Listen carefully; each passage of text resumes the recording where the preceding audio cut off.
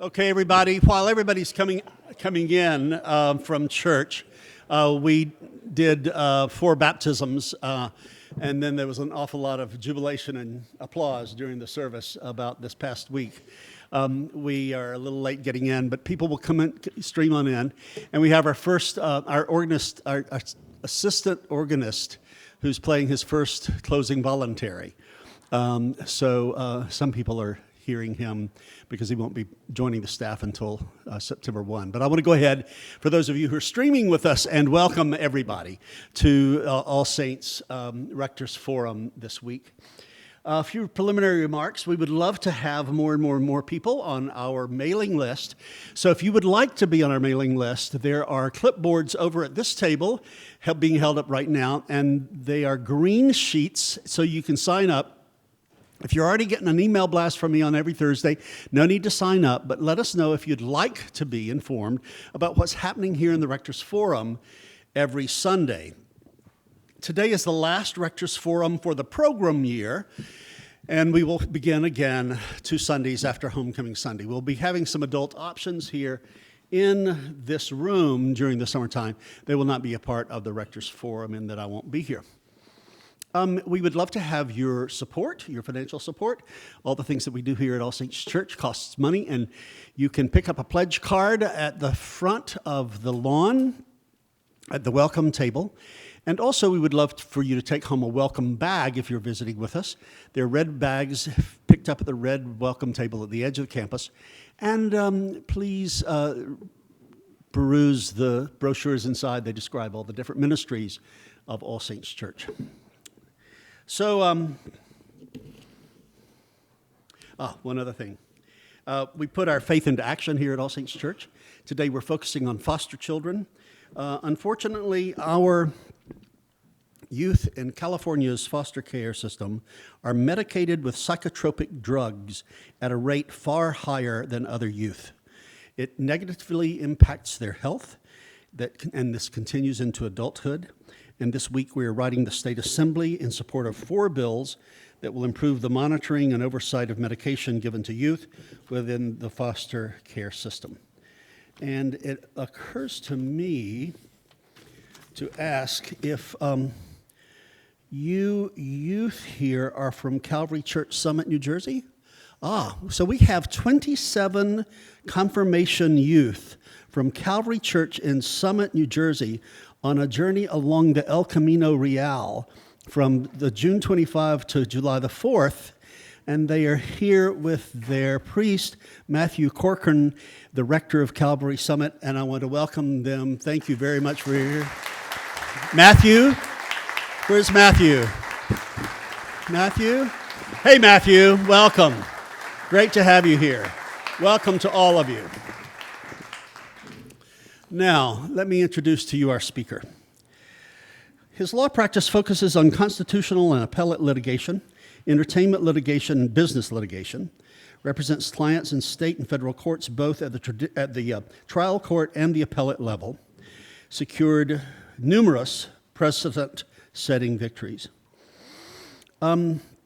He received his bachelor's degree summa cum laude from Harvard, his J.D. magna cum laude from Harvard, and he was Supreme Court editor of the Harvard Law Review.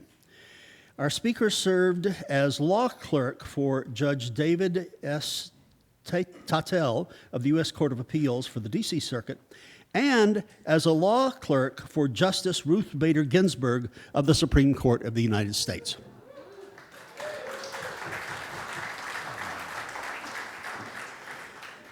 First, he practiced with Professor Lawrence Tribe in Cambridge, Massachusetts, was a partner at Arell and Manella in Los Angeles, and now he is on his own and doing amazing work. He was one of the staff attorneys for the case that was heard by the Supreme Court, and he is here to tell us about it. David Codell, I think this is your 3rd visit to All Saints Church. Every time we need some legal illumination from the level of the Supreme Court, he is our go-to person. I am carrying on in my retirement. I am in charge of the volunteer committee to make sure that he gets appointed to the Supreme Court of the United States of America. That's where I want him to be. And I know that you will want to warmly assist me in welcoming the U.S. Supreme Court Scholar in Residence of All Saints Church, David Codell.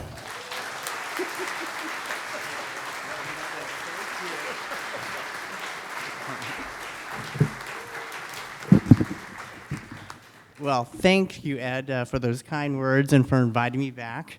And thank you to all of you for being here today. We're here today on the 46th anniversary of the Stonewall Uprising.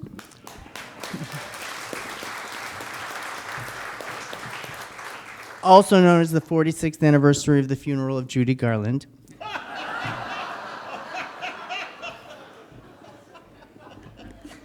And of course, we're also here to celebrate Day 3 after the Supreme Court's ruling on Friday that all states in this country must let gay and lesbian couples marry and recognize their marriages from other states.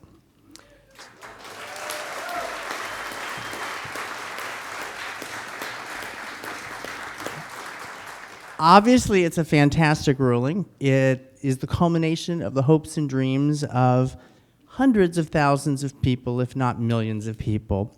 It is also quite beautifully the result of the work of thousands and thousands of people, including activists who started working on this issue 40 years ago, including gay and lesbian people who began many years ago telling their families who they were, telling their friends who they were, letting their employers know, letting the courts know, and the work that was done by all people in America who began to know gay, lesbian, bisexual, transgender people and began to change their attitudes about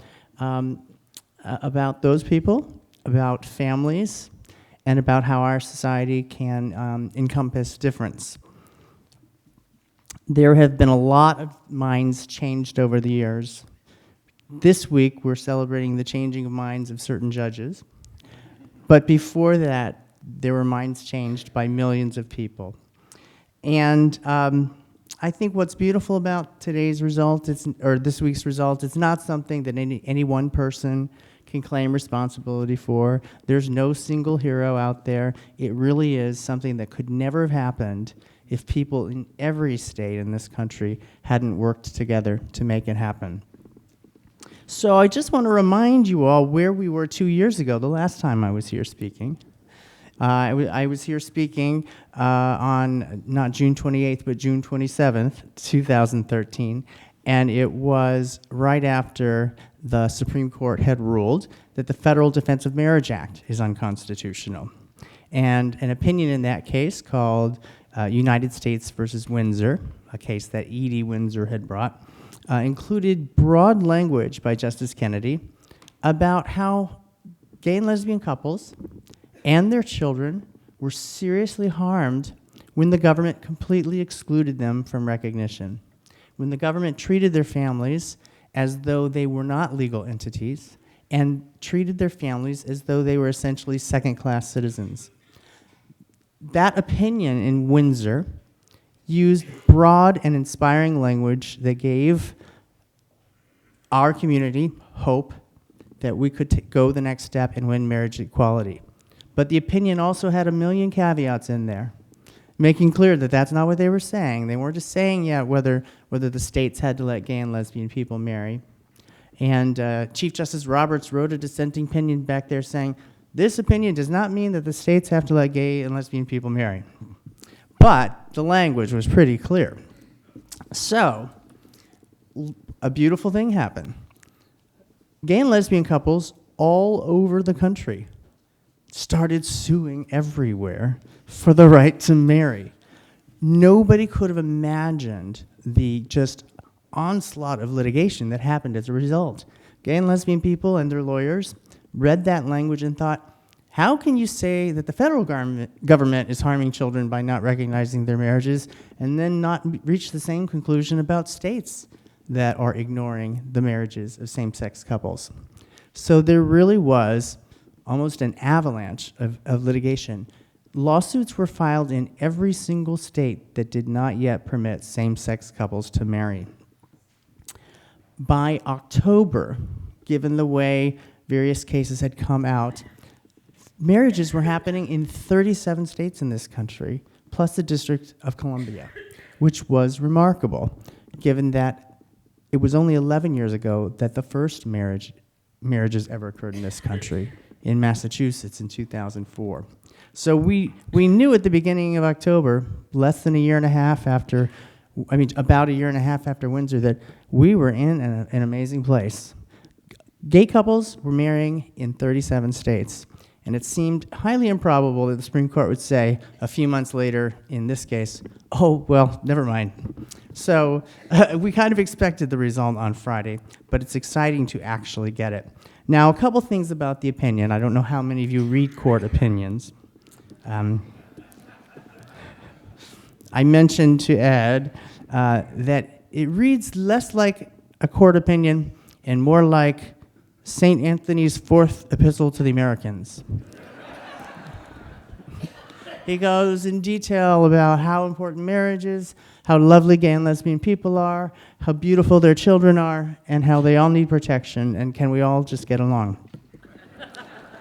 And so I would say this. If you love marriage, you probably would really love this opinion. If you want to feel good about being gay or lesbian, read this opinion. If you want to feel good about being single, I wouldn't so much read this.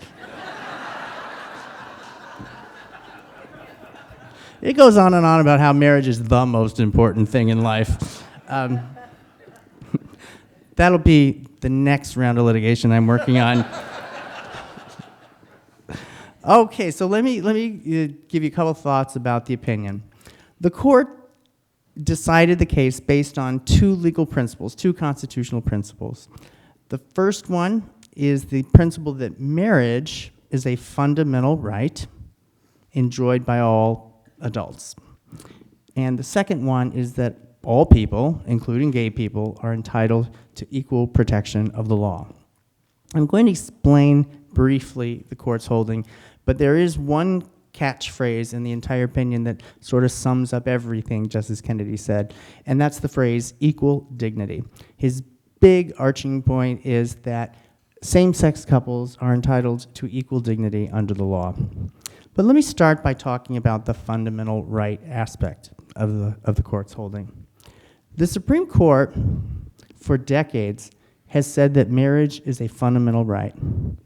And the court, in saying so, considered, well, then this is back in the 60s, can interracial marriages be outlawed? And the court said, no, marriage is a fundamental right, and it includes interracial couples who want to marry. A case came up to the Supreme Court about whether prisoners are allowed to marry. And the court said, prisoners have a fundamental right to marry also, subject to certain safety conditions. And then a question came up to the court, what about a deadbeat dad who hasn't paid his child support? There were states that would not let men marry if they were behind on child support. And the Supreme Court said, yes, they have a fundamental right to get married too, because marriage is so important to intimacy, autonomy, families, children. It's a fundamental right. Now, the big debate in these marriage cases involving same-sex couples is whether the fundamental right to marry is a fundamental right for men and women to marry, or a fundamental right for anyone to marry the person of their choice. And the Supreme Court came out on that latter side. And it gave 4 reasons. The court gave 4 reasons. Justice Kennedy wrote the opinion for the court, joined by Ginsburg, Breyer, Kagan, and Sotomayor, and he said that the nature of marriage is such that it's an institution in which people can find other freedoms, including freedoms of intimacy, expression, and spirituality. He says there's dignity in the bond between persons who seek to marry, and that same-sex couples and different-sex couples are in the same boat with this regard. There is no need to distinguish between the relationships of same-sex couples and different-sex couples with respect to the fact that both types of couples are trying to experience intimacy, expression, and possibly spirituality. So the next thing he said about marriage was, marriage protects intimate association. That includes sex, by the way. And one of the things he did in this opinion that was helpful for gay rights law in general is that the Supreme Court back in 2003 had said that the states cannot make it a crime for gay people to have sex.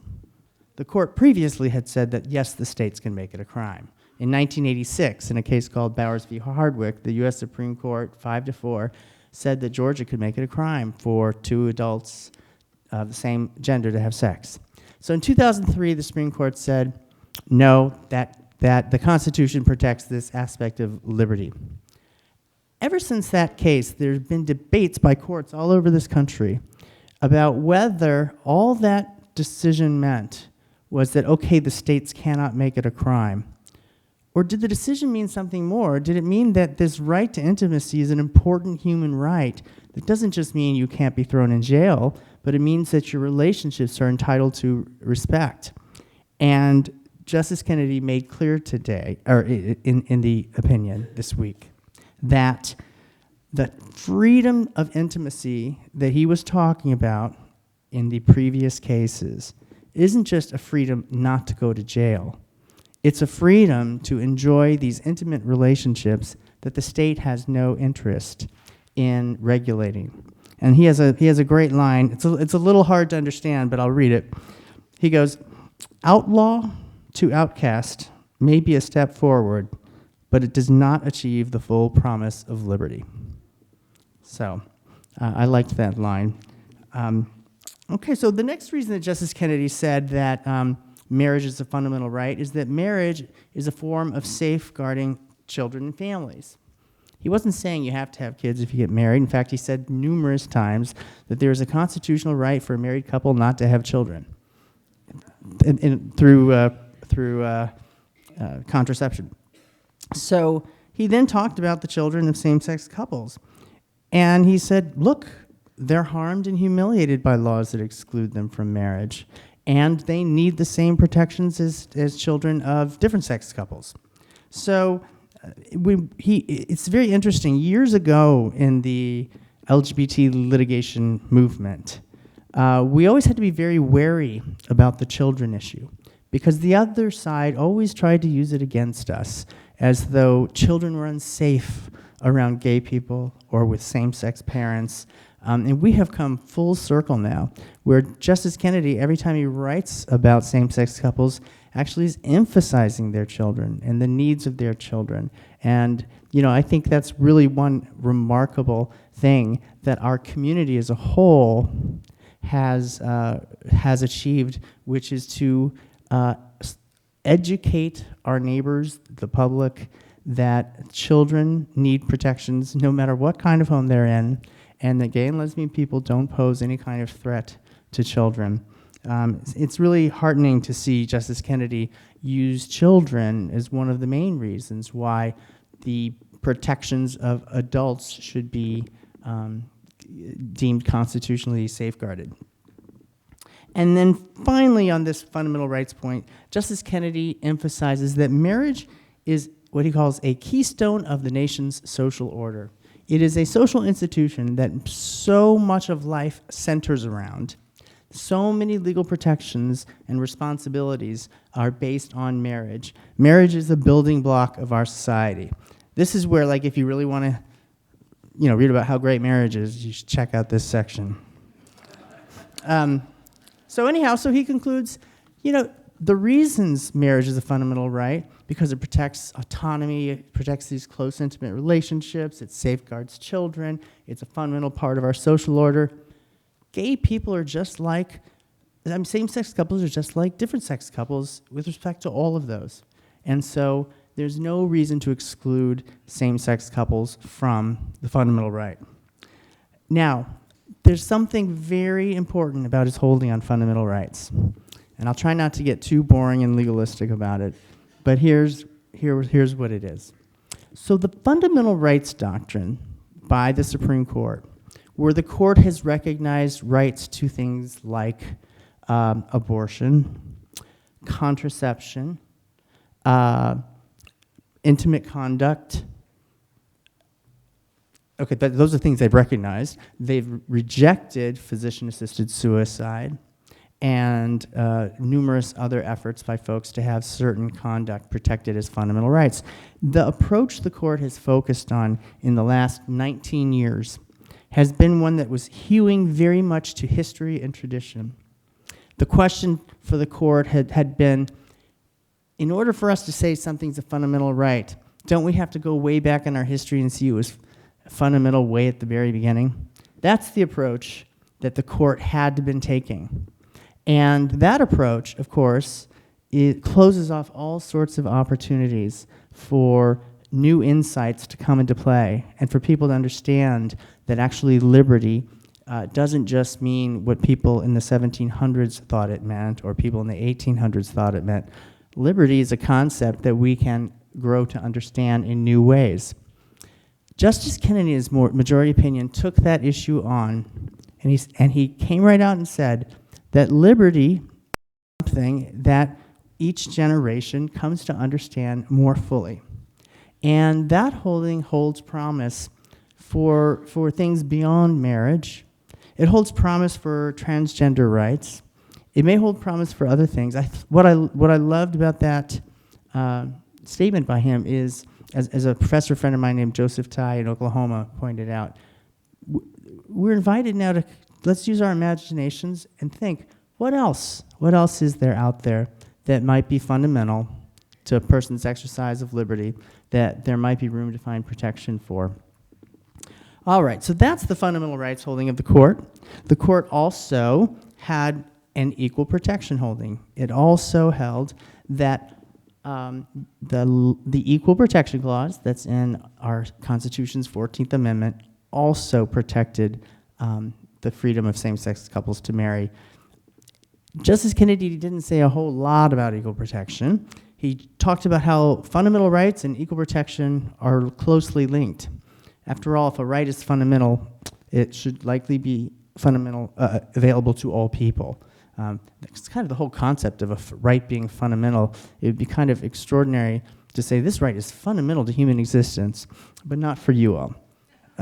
So he spoke a little bit about equal protection. Many of us in the LGBT advocacy community had been hoping that the opinion would come right out with a clear legal test saying, from now on, when we're trying to decide if groups are being treated equally, the courts must do the following and come out with a clear legal test. This opinion doesn't do that, but it does something different that may be even more profound. It focuses so much on equal dignity. It says over and over in every aspect of marriage that it discusses that there are no differences between gay and lesbian persons and heterosexual persons. And I think going forward, this opinion, which is so broadly emphasizes the equal dignity of all people, regardless of sexual orientation, will provide the kind of precedent that our movement needs in order to start battling things such as employment discrimination, housing discrimination, educational opportunities. These are things the Constitution doesn't tell private employers what to do, but it does tell public employers what they can and cannot do. So I think we're going to have a real opening from this opinion to make powerful, strong cases to courts throughout the country that other forms of discrimination are no longer permissible. I want to say one final thing about religion, and then I want to open it up to questions. So I'm sure many of you are aware there's a lot of debate in society about, well, gee, if we let gay people marry, does that mean that religions are going to be discriminated against? Now, Justice Kennedy said one thing about that. He said that, hold on. The First Amendment ensures that religious organizations and persons are given proper protection as they seek to teach the principles that are so fulfilling and so central to their lives and faiths, and to their own deep aspirations to continue the family structure they have long revered. So he doesn't say what that means, but what he basically says is, you're not losing your religious rights just because this group of people can marry. Now, I do just want to say, the justices who dissented, by the way, Roberts, Alito, Thomas, Scalia. Someone pointed out yesterday that spells rats.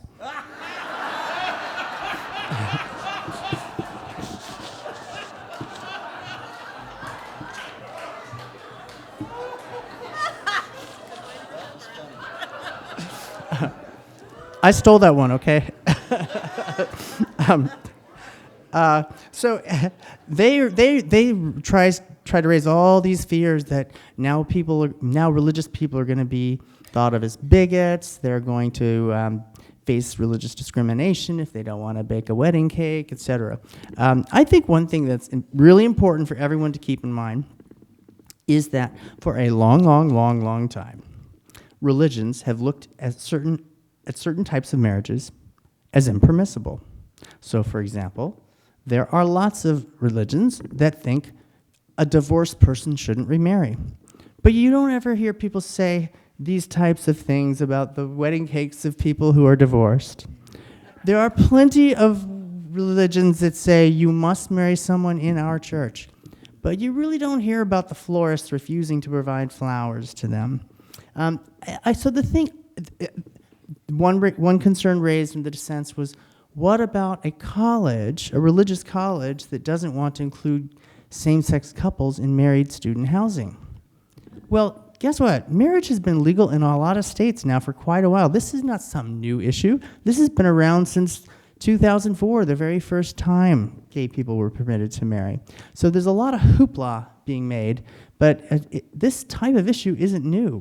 What is, new about it is it's all focused on gay and lesbian people.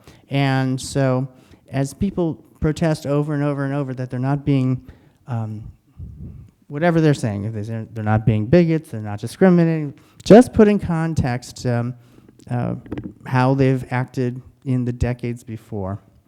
Anyhow, I hope this was helpful. I wanted to leave some time for questions and answers. Great, thank you. I'm going to ask the first question. Okay, yeah. So we have the microphones coming around. If you'll grab a microphone, let me ask the first question. Here, 1, 2, 3. 1, 2, and 3 over here. So, thanks. Over here. Here's a woman's voice. Thanks. So, David, I read this opinion, and I'm interested in the word immutable and immutability.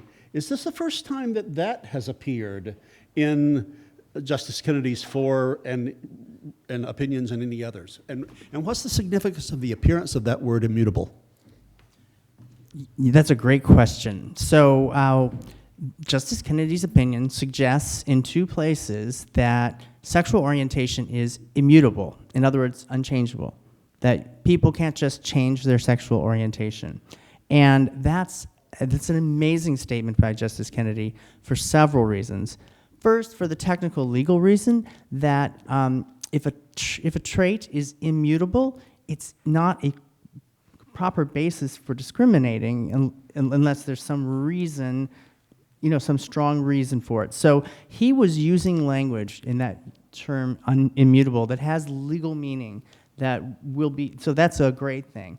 His statement is also important for something else.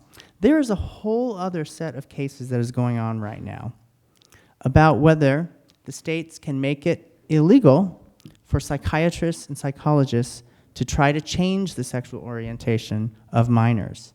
There was litigation here in California and in New Jersey. In both cases, the cases were petitioned to the Supreme Court, and the Supreme Court didn't take them, but there are going to be lawsuits all over the country about this very issue. And it's very powerful to have a majority of the Supreme Court acknowledging that sexual orientation is not something that is changeable. And so yeah. Thank you very much. Michelle and then Bob. Go ahead. Hi, so first of all, thank you very much for being here. This has been wonderful for us. My question is regard to religion. So obviously, if you're part of a religious group who discriminates against same-sex couples, it's your choice whether you stay in that religion or not. My question is, what's the case law, or have you seen any cases where couples have sued churches because the discrimination has gone too far, either reputation, damage to their businesses, because they were gay? So they truly experienced not only people not wanting them to get married, but true damage to their lives.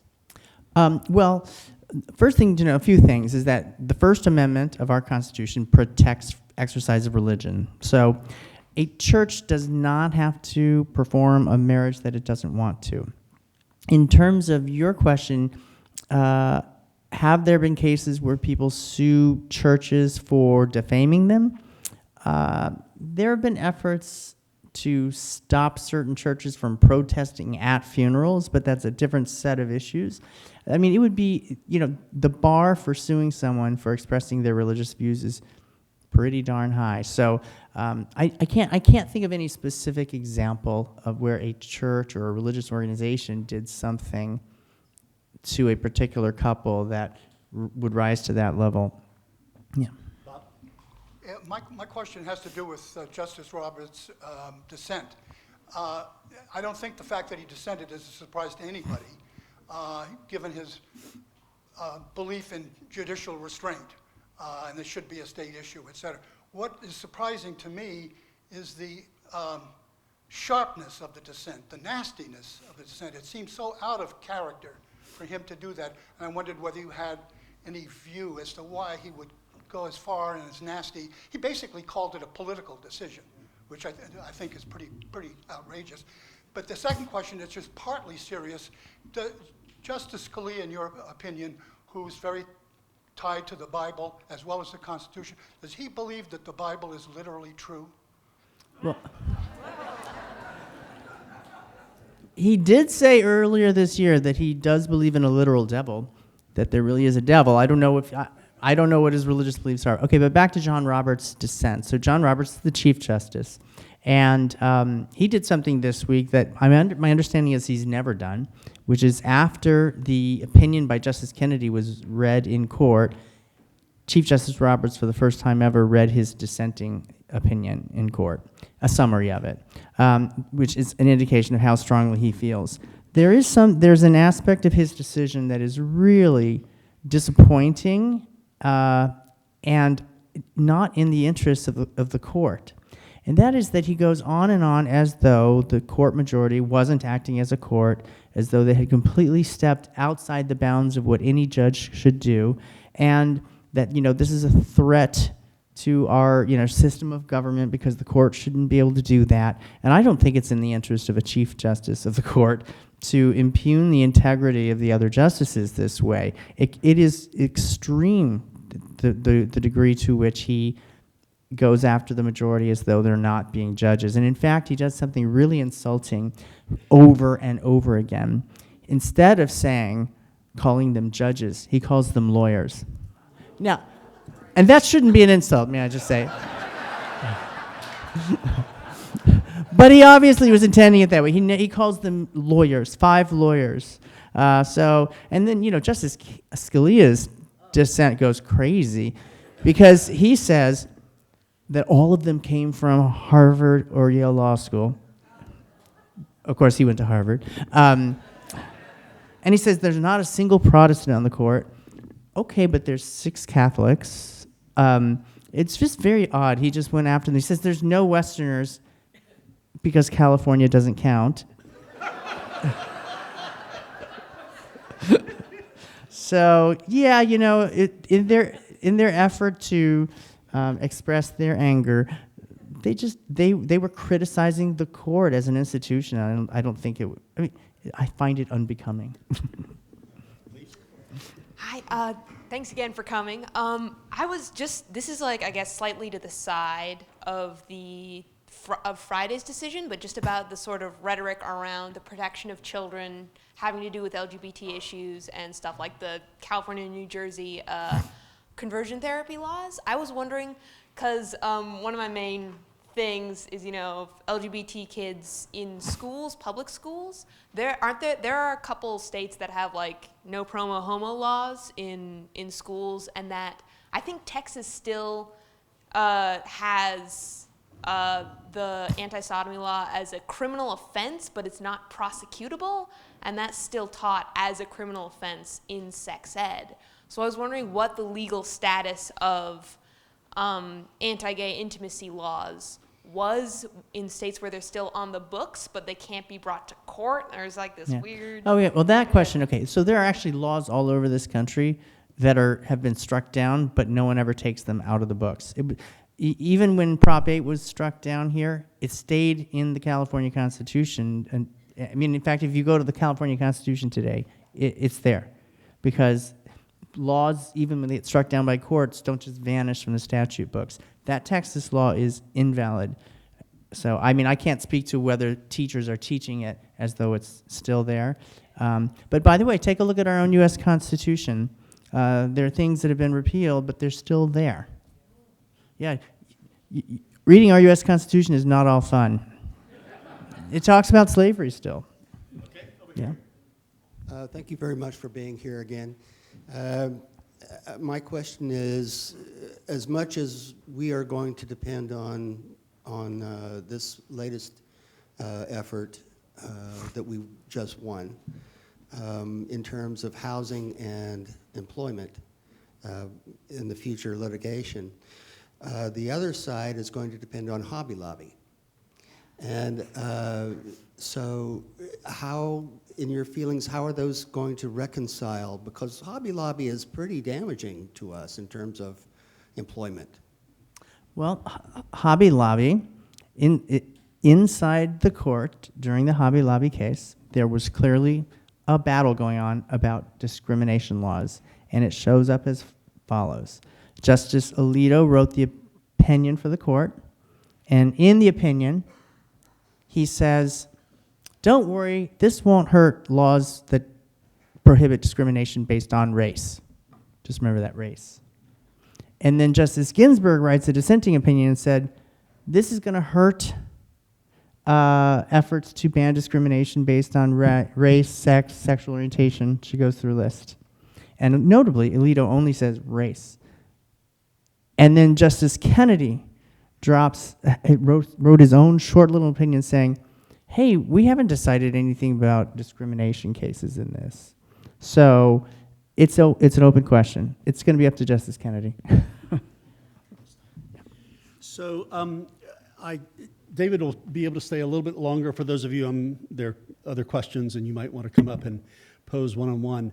But before a lot of you came in, David made the point that this victory Friday morning was not just the act of one Supreme Court justice, but there were so many people who played a role in getting our country to where we are. And I asked George Regas, my predecessor, to be here because in 1991, he began blessing same-sex unions here in this parish. And I think we simply need to give thanks to George for his bravery and courageous leadership.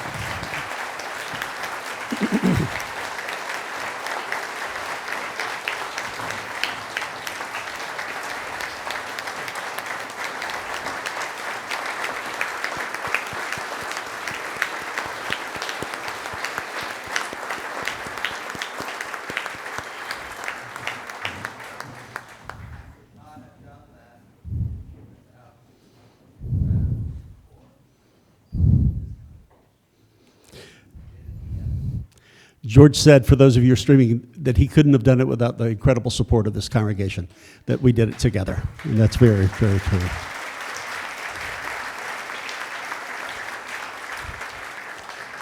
So I'm making it a stipulation in the contract for my successor to always invite David Codell back to this podium in Rector's Forums to continue to shine the light on jurisprudence in America. Thank you, David Codell.